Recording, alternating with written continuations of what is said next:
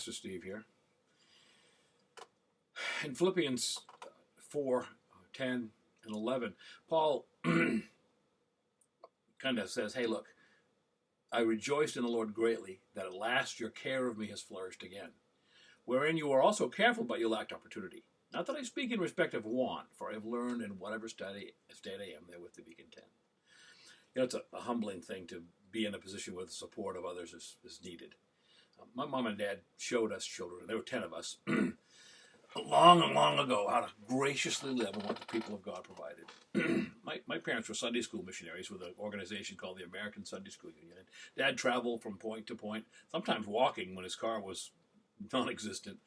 And he started little Sunday schools, many of which grew into churches and are still thriving today. So they had to raise support for this mission. They had to raise support. But I never recall my father asking anyone for money. He presented Jesus, and God took care of the need. People knew the need. They graciously helped.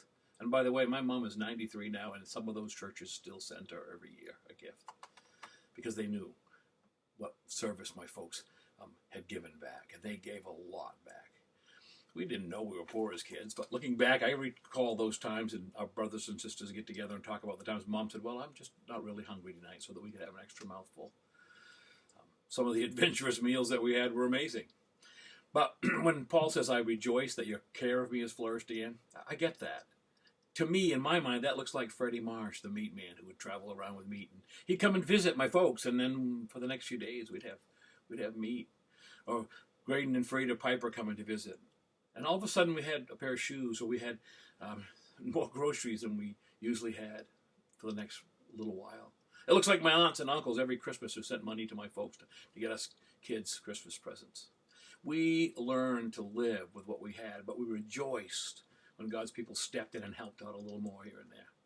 As Paul learned to live with what he had, this church had learned to give from what they had.